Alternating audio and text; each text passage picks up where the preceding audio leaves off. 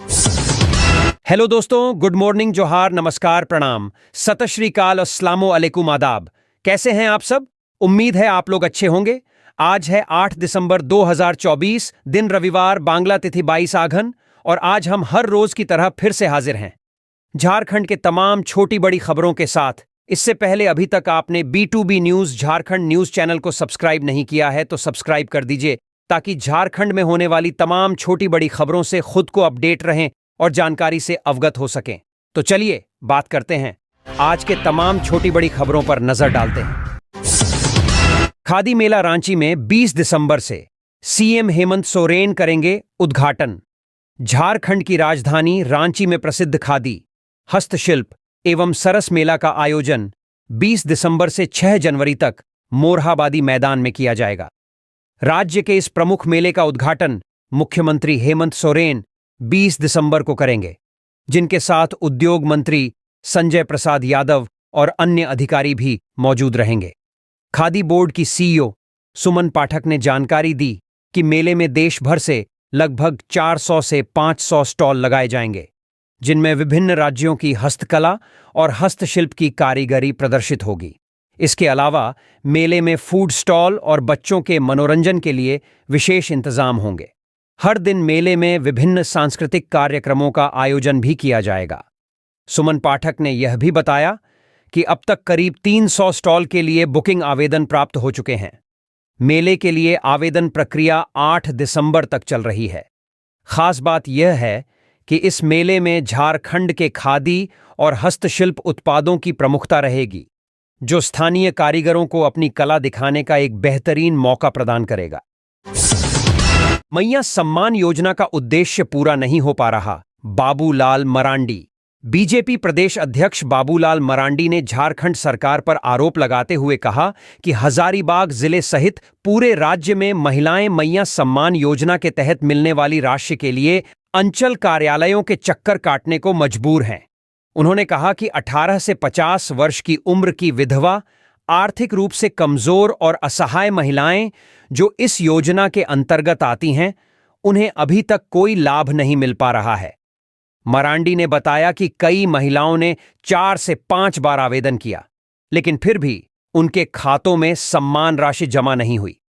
योजना के तहत प्रतिमाह 2500 रुपये देने का प्रावधान है, लेकिन अधिकांश महिलाओं को न तो राशि मिल रही है और न ही आवेदन की स्वीकृति की स्थिति स्पष्ट हो रही है। इससे झारखंड की महिलाओं को काफी परेशानियों का सामना करना पड़ रहा है। रामगढ़ जिले का भी उदाहरण देते हुए मरांडी ने कहा कि करीब 30,000 महिलाओं को इस योजना का लाभ अब तक नहीं मिला। उन्होंने प्रशासन की लापरवाही और प्रक्रियागत बाधाओं की वजह से महिलाओं को बार बार कार्यालयों के चक्कर लगाने की समस्या का जिक्र किया। बीजेपी प्रदेश अध्यक्ष ने यह भी कहा कि योजना का उद्देश्य जरूरतमंद महिलाओं को आर्थिक सहायता प्रदान करना था, लेकिन सरकार की लापरवाही और देरी के कारण महिलाएं गंभीर आर्थिक संकट का सामना कर रही हैं। लाल सलाम से संबोधन और रक्षा राज्य मंत्री संजय सेठ से मांग डाली 50 लाख की रंगदारी। देश की रक्षा करने वाले विभाग के मंत्री से अब लाल सलाम के नाम पर रंगदारी की मांग हुई है। यह मांग रक्षा राज्य मंत्री संजय सेठ से हुई है। संजय सेठ से 50 लाख रुपए की मांग हुई है। इस घटना के बाद से झारखंड पुलिस महकमे में भूचाल सी मच गई है। संजय सेठ को टेक्स्ट मैसेज भेजकर रंगदारी की डिमांड हुई है, जिसके बाद उन्होंने इस मामले की शिकायत दिल्ली पुलिस से की है। धमकी भरा मैसेज आने के बाद से संजय सेठ भी सकते में है। उन्होंने इस मामले में झारखंड के डीजीपी अनुराग गुप्ता से भी बातचीत कर पूरे मामले की जानकारी दी है। दिल्ली के डीसीपी को भी रक्षा राज्य मंत्री ने दी जानकारी। शुक्रवार देर शाम धमकी भरा संदेश मिलने के बाद संजय सेठ ने मामले की जानकारी दिल्ली के डीसीपी को भी दी, जिसके बाद दिल्ली डीसीपी मौके पर पहुंचे और घटना की जानकारी ली। संजय सेठ को भेजे गए मैसेज में 50 लाख की मांग की गई है। वहीं पैसा नहीं मिलने पर जान से मारने की धमकी दी गई है। जांच के क्रम में पता चला है कि जिस नंबर से धमकी मांगी गई है वह कांके के होचर का है। मैसेज भेजने वाले ने लाल सलाम से संबोधन किया है। हालांकि इस मामले में अभी तक किसी की गिरफ्तारी नहीं हुई है। पुलिस मामले की गंभीरता को देखते हुए जांच कर रही है। रांची समेत झारखंड में बढ़ी ठंड, पछुआ हवाओं ने बढ़ाई कनकनी, जाने आज कैसा रहेगा मौसम। राजधानी रांची समेत पूरे झारखंड प्रदेश में ठंड का कहर शुरू हो गया है। दिसंबर का महीना शुरू होने के साथ ही ठंड बढ़ गई है। आलम यह है कि पिछले 3-4 दिनों से लगातार न्यूनतम तापमान में 4 से 5 डिग्री तक की गिरावट दर्ज की जा रही है। वहीं पिछले 24 घंटे की बात करें तो राजधानी रांची समेत अन्य जिलों में भी सुबह में जबरदस्त ठंड पड़ने लगी है। दोपहर होते होते अच्छी खासी धूप और शाम में फिर पछुआ हवाओं ने कनकनी का एहसास करा दिया है। क्या कहता है मौसम विभाग? रांची मौसम केंद्र के मौसम वैज्ञानिक अभिषेक आनंद का कहना है कि फिलहाल झारखंड में पश्चिम तरफ से हवा आ रही है और यह हवा अपने साथ नमी और हिमालय का ठंडापन लेकर आ रही है। यही कारण है कि हवा से आपको जबरदस्त कनकनी का एहसास हो रहा है। खास तौर पर सुबह और शाम में इसका असर ज्यादा रहेगा। इस समय लोगों को इन हवाओं से काफी सचेत रहने की जरूरत है। नेतरहाट में 7 डिग्री तक गिरेगा पारा। आज 8 दिसंबर के मौसम की बात करें तो राजधानी रांची के कांके और धुर्वा की तरफ जबरदस्त ठंड देखने को मिलेगी। यह खाली मैदानी इलाका है, इसीलिए यहां पर शहर के मुकाबले न्यूनतम तापमान में 2 से 3 डिग्री का गिरावट देखने को मिलेगी। वहीं नेतरहाट में भी न्यूनतम तापमान 7 डिग्री तक जा सकता है। अन्य जिलों में सुबह में कोहराव, दोपहर में खिली धूप और शाम में हाड़ कंपाने वाली ठंड का एहसास देगी। यहां सबसे ज्यादा ठंड इधर सबसे अधिक ठंड की बात करें तो कोडरमा, गिरिडीह, लातेहार, लोहरदगा, गढ़वा, चतराव, रांची में न्यूनतम तापमान 8 से 10 डिग्री के बीच रहने की संभावना है। यहां पर लोगों को ठंड से सचेत रहने की खास दरकार है। वहीं मौसम विभाग के पूर्वानुमानों के अनुसार देवघर, धनबाद, दुमका, गिरिडीह, गोड्डा, जामताड़ा, पाकुड़ व साहिबगंज में अधिकतम 26 डिग्री व न्यूनतम 12 डिग्री, बोकारो, रामगढ़, हजारीबाग, रांची, खूंटी, गुमला अधिकतम 24 डिग्री व न्यूनतम 13 डिग्री, पूर्वी व पश्चिम सिंहभूम, सरायकेला, खरसावां व सिमडेगा अधिकतम 26 व न्यूनतम 14 डिग्री दर्ज किया जा सकता है। ट्रेन के शौचालय में यह क्या? टॉर्च जलाते ही आरपीएफ जवानों के उड़े होश। रांची रेल मंडल में आरपीएफ द्वारा चलाए जा रहे ऑपरेशन सतर्क के तहत लगातार चौंकाने वाले खुलासे हो रहे हैं। इसी क्रम में आरपीएफ हटिया व फ्लाइंग टीम रांची ने एक और सफल कार्रवाई की है। आरपीएफ के मंडल सुरक्षा आयुक्त पवन कुमार के निर्देश पर हटिया रेलवे स्टेशन के प्लेटफॉर्म नंबर 3 पर train number 18624 Hatia Islampur express की जांच की जा रही थी। इस दौरान ट्रेन की जनरल बोगी के शौचालय में पुलिस ने जैसे ही टॉर्च जलाया कि उनके होश उड़ गए। क्या है पूरा मामला? इस दौरान जांच टीम में ASI Deepak Kumar, ASI Subodh Kumar Singh, ASI Ravishekhar और अन्य स्टाफ शामिल थे। जांच के दौरान टीम ने जनरल कोच के शौचालय के पास 5 लावारिस बैग पाए, जिनकी तलाशी लेने पर उनमें से विभिन्न ब्रांड्स की 74 बोतलें बियर और शराब बरामद की गईं। यह देखकर पुलिस भी सन्न रह गई। इन अवैध शराब की जब्ती एएसआई रविशेखर द्वारा मौके पर मौजूद गवाहों की मौजूदगी में तमाम प्रक्रियाओं का पालन करते हुए किया गया। जब्त शराब की अनुमानित मूल्य 47,910 रुपये है। वहीं अवैध शराब को उत्पाद शुल्क विभाग रांची के हवाले कर दिया गया है। रांची में यहां दर्दनाक हादसा, 2 जिंदगियां हो गईं खत्म। राजधानी रांची से एक दुखद खबर है, जहां तमाड़ थाना क्षेत्र के रांची टाटा मार्ग पर एक दर्दनाक हादसे में 2 लोगों की मौत हो गई। टीकर मोड़ के पास एक ट्रेलर ने ट्रक को पीछे से जोरदार टक्कर मार दी। इस हादसे में ट्रेलर के ड्राइवर और खलासी हेल्पर की मौके पर ही दर्दनाक मौत हो गई। मृतक चालक तौफिक व खलासी अंसार खान खरौदा राजस्थान के रहने वाले बताए जा रहे हैं। क्या है पूरा मामला? मौके पर मौजूद प्रत्यक्षदर्शियों ने बताया कि टीकर मोड़ में हाईवे में बीच सड़क पर पहले से एक ट्रक खड़ा था। इसी क्रम में टाटा से रांची की ओर जा रहे एक ट्रेलर ने बीच सड़क पर खड़े इस ट्रक को पीछे से टक्कर मार दी। टक्कर इतनी जोरदार थी कि ट्रेलर के आगे का हिस्सा पूरी तरह क्षतिग्रस्त हो गया। हादसे में चालक और खलासी की घटनास्थल पर ही मौत हो गई। वहीं चालक और खलासी का शव भी ट्रेलर में ही फंस गया। काफी मशक्कत के बाद क्रेन की मदद से ट्रेलर को हटाकर दोनों के शवों को बाहर निकाला गया।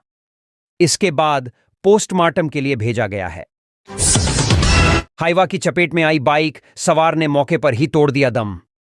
झारखंड में पलामू व गढ़वा जिले को जोड़ने वाली रमकंडा डालटनगंज रोड पर सड़क हादसे में शनिवार को एक बाइक सवार की जान चली गई। एक अज्ञात हाइवा की चपेट में आकर बाइक सवार की मौत हुई। दुर्घटना नावाडीह गांव के समीप क्रशर के पास तीखे मोद्दा पर हुई है। हाइवा से ठोकर लगने के बाद बाइक चालक वहीं गिर गया। हादसे में सिर फटने से उसकी घटनास्थल पर ही मौत हो गई।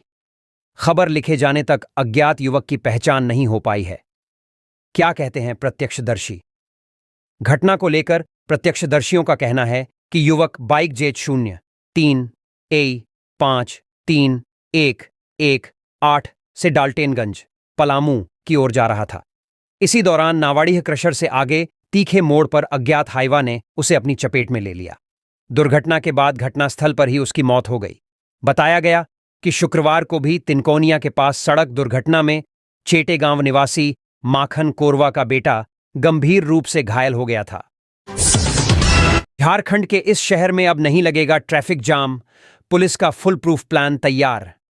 जमशेदपुर शहर में यातायात प्रबंधन को और अधिक प्रभावी बनाने के लिए जमशेदपुर पुलिस ने एक नई पहल की शुरुआत करने का निर्णय लिया है।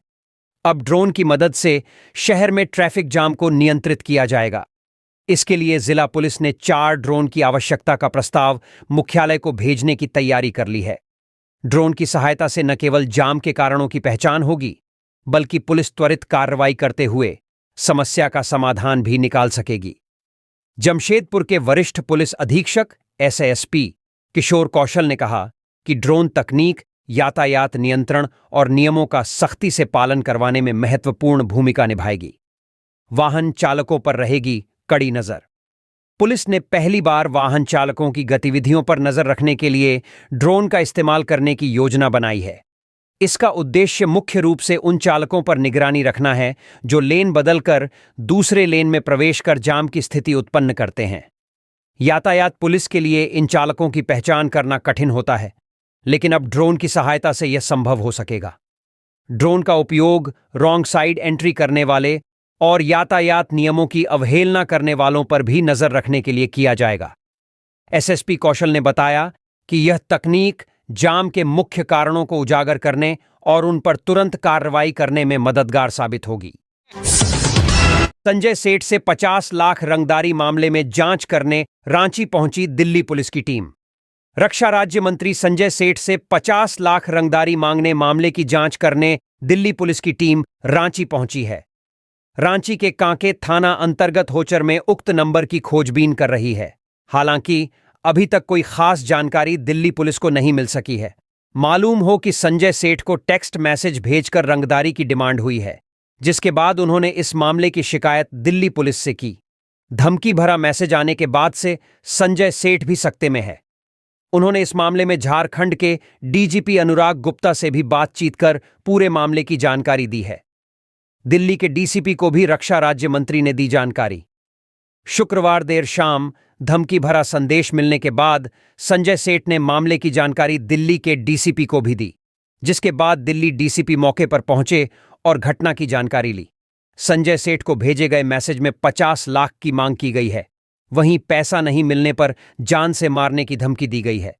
जांच के क्रम में पता चला है कि जिस नंबर से धमकी मांगी गई है वह कांके के होचर का है। मैसेज भेजने वाले ने लाल सलाम से संबोधन किया है। हालांकि इस मामले में अभी तक किसी की गिरफ्तारी नहीं हुई है। पुलिस मामले की गंभीरता को देखते हुए जांच कर रही है। 1980 से चल रहा लैंड सर्वे कहां तक पहुंचा? हाईकोर्ट के सवाल पर सरकार ने दिया यह जवाब। 1980 से कर रहे हैं लैंड सर्वे।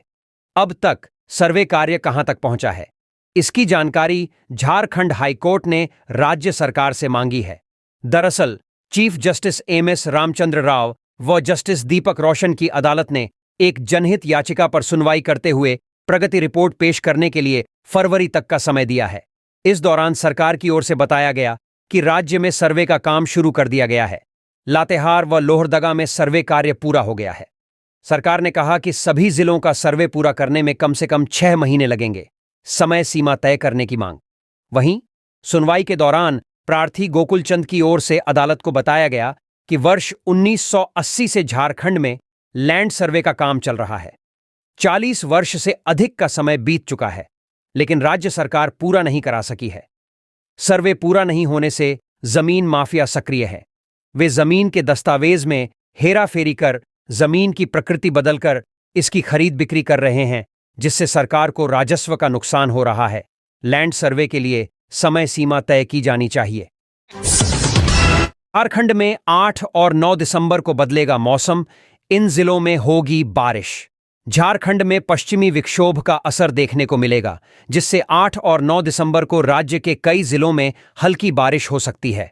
मौसम विभाग ने पूर्वानुमान जताया है कि इस दौरान अधिकतम तापमान में गिरावट और न्यूनतम तापमान में वृद्धि होगी। इसके साथ ही बारिश के बाद ठंड में इजाफा होने की संभावना है। 8 दिसंबर को इस जिले में बारिश की संभावना।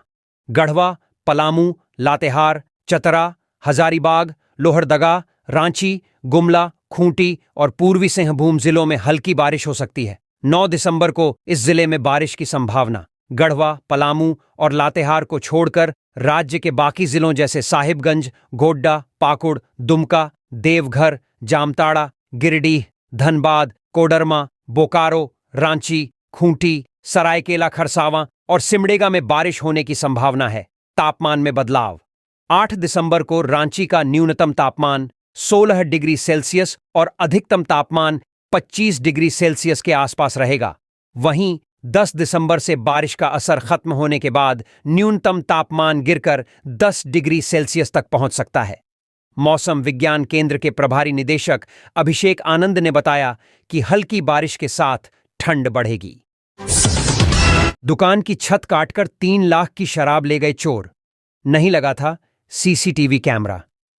गुमला जिले के जशपुर रोड स्थित एक सरकारी शराब दुकान से चोरी का मामला सामने आया है, जहां दुकान की छत काटकर अंदर घुसे अपराधी कैश समेत 25 से 30 कार्टून शराब लेकर चलते बने। चोरी की सूचना मिलने पर सदर थाना की पुलिस मौके पर पहुंची और मामले की छानबीन में जुट गई है। क्या है पूरा मामला? दुकान के कर्मियों ने बताया कि सुबह जब वो दुकान खोलने पहुंचे तो देखा कि सारा सामान बिखरा पड़ा है और ऊपर की छत का चदरा कटा हुआ है। दुकान में रखे नकद समेत शराब की कुछ पेटी गायब है। इसके बाद कर्मचारियों ने पुलिस को सूचना दी। बताया गया कि 25 से 30 पेटी वाइन, जिसकी कीमत करीब 2,92,080 रुपये और 30,000 रुपये नकद चोरी हुई है। पुलिस फिलहाल मामले की जांच कर रही है। इस सरकारी शराब दुकान में या आसपास में कोई सीसीटीवी कैमरा नहीं लगाया गया है। दुकान के सामने एक पेड़ है, जिसके सहारे ऊपर से चढ़कर और चदरा काटकर अंदर प्रवेश कर आसानी से चोरी को अंजाम देकर चोर फरार हो गए। रांची में होगा हॉकी का रोमांच। सारा अली खान होंगी उद्घाटन समारोह में शामिल। बॉलीवुड की मशहूर अदाकारा सारा अली खान 12 जनवरी 2025 को रांची आने वाली हैं। वह मोरहाबादी के एस्ट्रोटर्फ हॉकी स्टेडियम में आयोजित होने जा रहे हॉकी इंडिया वीमेन लीग के उद्घाटन समारोह में शामिल होंगी। सारा, जो कि फेमस अभिनेता सैफ अली खान और एक्ट्रेस अमृता सिंह की बेटी हैं, पहली बार रांची में इस महत्वपूर्ण आयोजन का हिस्सा बनेंगी। लीग में होंगे 4 टीमों के बीच दिलचस्प मुकाबले। इस लीग में कुल 13 मैच खेले जाएंगे, जिनमें 4 टीमें हिस्सा लेंगी। Delhi SG pipers, Odisha warriors, Bengal tigers और सूरमा हॉकी क्लब। लीग में झारखंड की 6 महिला हॉकी खिलाड़ी अपनी खेल प्रतिभा का प्रदर्शन करेंगी।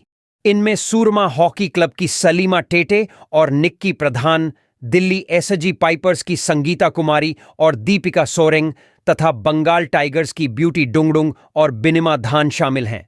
12 जनवरी को होगा पहला मुकाबला लीग का। पहला मुकाबला 12 जनवरी को दिल्ली एसजी पाइपर्स और ओडिशा वॉरियर्स के बीच होगा। इसके बाद 17 और 19 जनवरी को राउरकेला में और मुकाबले खेले जाएंगे। झारखंड में शुरू हुई तैयारियां। झारखंड सरकार और आयोजनकर्ताओं ने टूर्नामेंट की तैयारियां शुरू कर दी हैं। स्टेडियम को बेहतर बनाने के लिए काम चल रहा है और लाइटिंग, एलईडी समेत अन्य उपकरणों का परीक्षण किया जा रहा है। रांची के होटल्स में भी लीग के लिए बुकिंग हो चुकी हैं। सूत्रों के अनुसार टीमें 8 जनवरी से रांची पहुंचनी शुरू हो जाएंगी। हॉकी इंडिया के महासचिव भोलानाथ सिंह ने बताया कि लीग की तैयारियों को अंतिम रूप दिया जा रहा है और राज्य में एक बार फिर हॉकी का रोमांच देखने को मिलेगा। 13 दिनों तक चलने वाले इस टूर्नामेंट में दर्शकों को अंतर्राष्ट्रीय स्तर की हॉकी का आनंद लेने का मौका मिलेगा। रांची हावड़ा शताब्दी एक्सप्रेस का आज बदला प्रस्थान समय। जानें कोलकाता के लिए कब खुलेगी। यदि आप भी आज रांची से कोलकाता का सफर रांची हावड़ा शताब्दी एक्सप्रेस से करने वाले हैं तो यह खबर आपके लिए ही है। जी हां, झारखंड की राजधानी रांची और वेस्ट बंगाल की राजधानी कोलकाता के बीच चलने वाली रांची हावड़ा शताब्दी एक्सप्रेस का समय बदल गया है। ऐसे में बेहतर यही रहेगा कि यदि आपने भी रांची हावड़ा शताब्दी एक्सप्रेस ट्रेन का टिकट कटाया है तो घर से निकलने से पहले यह जान लें कि ट्रेन कब खुलेगी।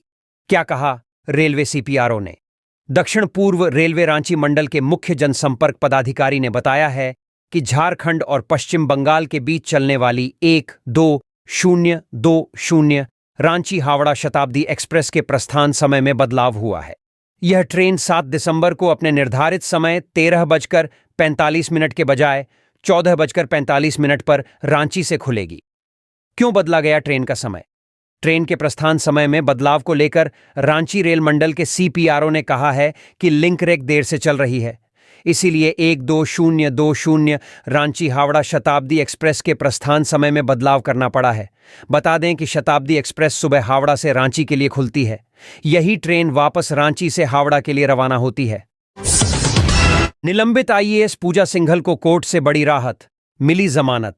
मनरेगा घोटाला मामले में 28 महीने से जेल में बंद निलंबित आईएएस पूजा सिंघल को जमानत मिल गई है।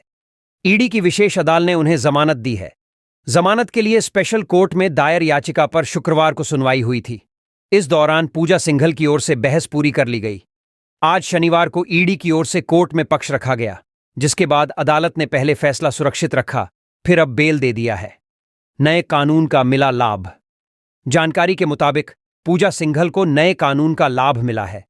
अधिवक्ता ने बताया कि बीएनएस की धारा 479 के तहत अगर कोई आरोपी किसी मामले में लंबे समय से जेल में बंद है और उसकी न्यायिक हिरासत की अवधि उस मामले में दी जाने वाली सजा की 1/3 है तो उसे बेल दी जा सकती है। इसे लेकर पूजा सिंघल ने जेल से ही बंदी पत्र लिखकर भेजा था। उद्योग व खान सचिव रह चुकी हैं निलंबित आईएएस पूजा सिंघल। झारखंड की निलंबित आईएएस अधिकारी पूजा सिंघल के पास पहले उद्योग सचिव और खान सचिव का प्रभार था। वह झारखंड राज्य खनिज विकास निगम जेएसएमडीसी की चेयरमैन भी रह चुकी हैं। वहीं बीजेपी की सरकार में भी पूजा सिंघल कृषि सचिव के पद पर थीं। वहीं मनरेगा घोटाले के समय वो खूंटी में डीसी के पद पर थीं।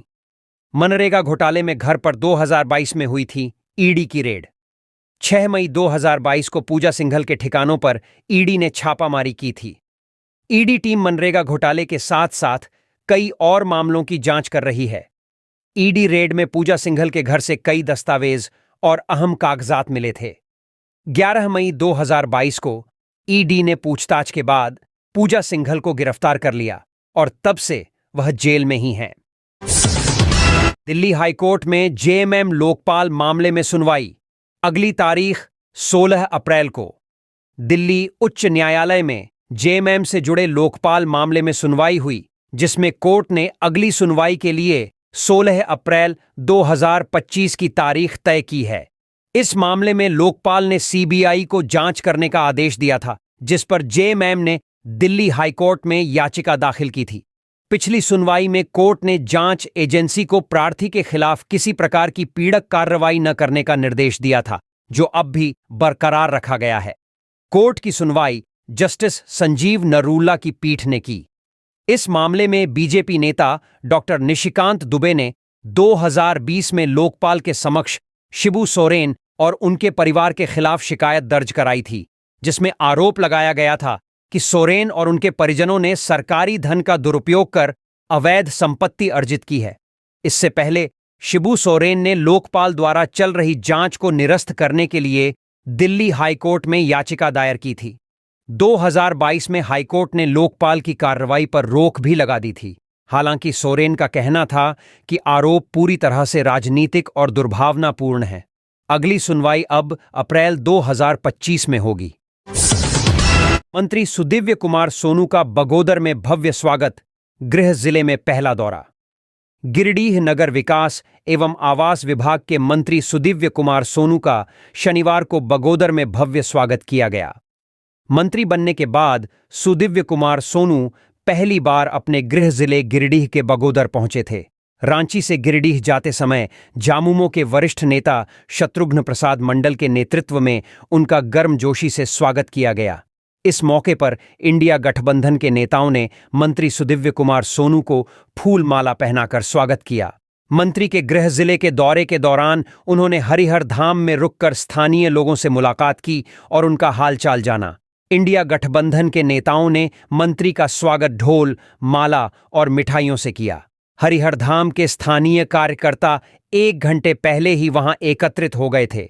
जैसे ही मंत्री का काफिला बगोदर पहुंचा, नेताओं ने जोरदार स्वागत किया और उन्हें मिठाई खिलाकर मुंह मीठा कराया। स्वागत के दौरान सीएम हेमंत सोरेन और मंत्री सुदिव्य कुमार सोनू जिंदाबाद के नारे भी लगाए गए। मंत्री ने भी नेताओं और कार्यकर्ताओं का आभार व्यक्त किया।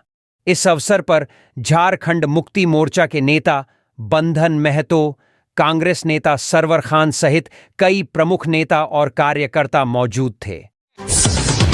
कैलाश यादव ने संजय प्रसाद यादव को श्रम मंत्री बनने पर दी बधाई। झारखंड के नए गठित इंडिया गठबंधन सरकार में शामिल राजद कोटे से श्रम, नियोजन एवं उद्योग मंत्री बने संजय प्रसाद यादव को प्रदेश राजद महासचिव सह मीडिया प्रभारी कैलाश यादव ने बधाई दी। उन्होंने मंत्री बनने के बाद नेपाल हाउस सचिवालय में संजय प्रसाद यादव से मुलाकात कर गुलदस्ता भेंट किया और शुभकामनाएं दी। इस दौरान कैलाश यादव ने कहा कि घोड्डा विधायक संजय प्रसाद यादव से राज्यवासियों और पार्टी को बहुत सी उम्मीदें हैं। उन्होंने भरोसा जताया कि मंत्री संजय यादव रोजगार, कौशल विकास और उद्योग क्षेत्र को बढ़ावा देने में महत्वपूर्ण भूमिका निभाएंगे, जिससे राज्य में विकास को नई दिशा मिलेगी। महासचिव कैलाश यादव के साथ इस मौके पर पार्टी के कई वरिष्ठ नेता भी मौजूद थे, जिनमें महासचिव आबिद अली, प्रवक्ता डॉक्टर मनोज कुमार, मनोज पांडेय, राम कुमार यादव, गुलजार अहमद अंसारी और सोनू यादव प्रमुख थे। राजद नेताओं ने यह भी कहा कि संजय प्रसाद यादव के नेतृत्व में श्रम और उद्योग क्षेत्र में बदलाव की उम्मीद है और उन्हें विश्वास है कि वह राज्य में रोजगार सृजन और कौशल विकास के लिए ठोस कदम उठाएंगे। केंद्रीय मंत्री संजय सेठ को धमकी के बाद सियासत गरमाई, कांग्रेस और झामुमो ने दी प्रतिक्रिया। केंद्रीय रक्षा राज्य मंत्री संजय सेठ को मोबाइल पर 50 लाख रुपए की रंगदारी मांगने और पैसे न देने पर जान से मारने की धमकी मिलने के बाद झारखंड में कानून व्यवस्था को लेकर सवाल उठने लगे हैं। बीजेपी ने इस घटना को लेकर राज्य सरकार पर निशाना साधते हुए कहा कि राज्य में कानून व्यवस्था की स्थिति लगातार बिगड़ रही है और आम से लेकर खास तक इस शासन में परेशान हैं। बीजेपी विधायक सीपी सिंह ने कहा कि हेमंत सोरेन की गठबंधन सरकार के आने के बाद राज्य में कानून व्यवस्था खराब हुई है। उन्होंने कहा, हम पहले भी कहते थे कि हेमंत है तो हिम्मत है। यही वजह है कि अब केंद्रीय मंत्री को भी धमकी मिल रही है। पुलिस विभाग तो चालान काटने में व्यस्त है, लेकिन उन्हीं पुलिस वालों को अपराधियों द्वारा घेर लिया जाता है। उन्होंने यह भी आरोप लगाया कि पुलिस सिर्फ उन्हीं इलाकों में कार्रवाई करती है जहां लोग सहिष्णु होते हैं, जबकि अन्य क्षेत्रों में अपराधियों का हौसला बढ़ रहा है। इस बीच कांग्रेस ने भी इस घटना पर अपनी प्रतिक्रिया दी।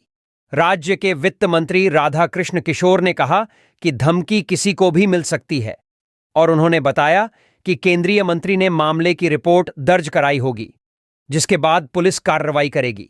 उन्होंने आश्वासन दिया कि हेमंत सोरेन सरकार इस मामले में गंभीर है और दोषियों के खिलाफ कड़ी कार्रवाई की जाएगी। झामुमो ने भी इस मामले पर अपनी टिप्पणी दी। पार्टी के केंद्रीय महासचिव सुप्रियो भट्टाचार्य ने कहा कि अपराध राज्य या सरकार द्वारा प्रायोजित नहीं होते हैं। उन्होंने कहा कि दिल्ली पुलिस ने इस मामले में जांच शुरू कर दी है और जल्द ही दोषियों तक पहुंचने की उम्मीद है। टेंडर घोटाला। पूर्व मंत्री आलमगीर आलम और 12 आरोपियों के खिलाफ चार्ज फ्रेम मुकदमे की प्रक्रिया शुरू। झारखंड के चर्चित टेंडर घोटाले में करोड़ों रुपए की मनी लॉन्ड्रिंग के मामले में पूर्व मंत्री आलमगीर आलम और अन्य आरोपियों की मुश्किलें बढ़ गई हैं।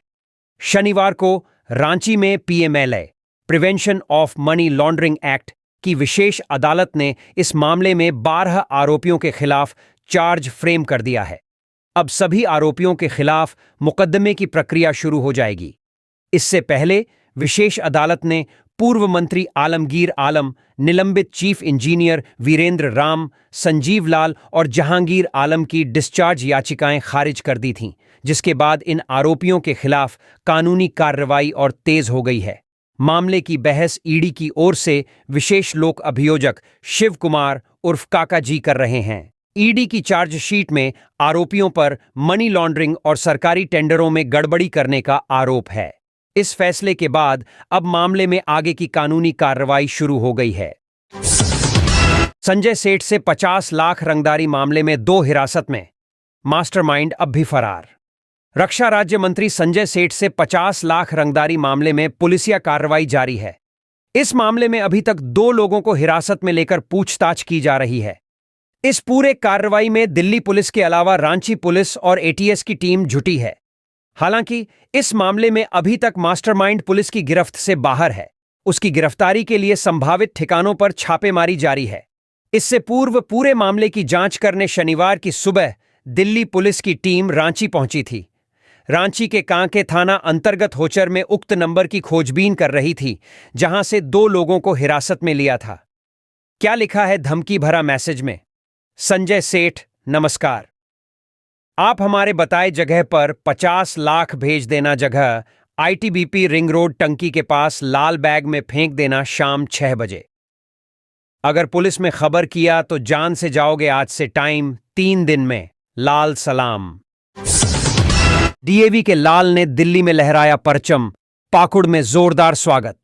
Pakur DAV public school Pakur के अष्टम वर्ग के छात्र मनोज सोरेन ने दिल्ली में आयोजित डीएवी नेशनल स्पोर्ट्स खेलकूद प्रतियोगिता में शानदार प्रदर्शन किया और गोल्ड मेडल जीतकर विद्यालय, शहर और प्रांत का नाम रोशन किया।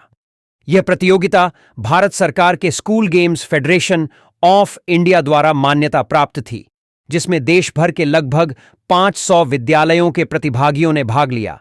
मनोज ने 100 मीटर रेस में उत्कृष्ट प्रदर्शन करते हुए पहले स्थान पर आकर गोल्ड मेडल हासिल किया।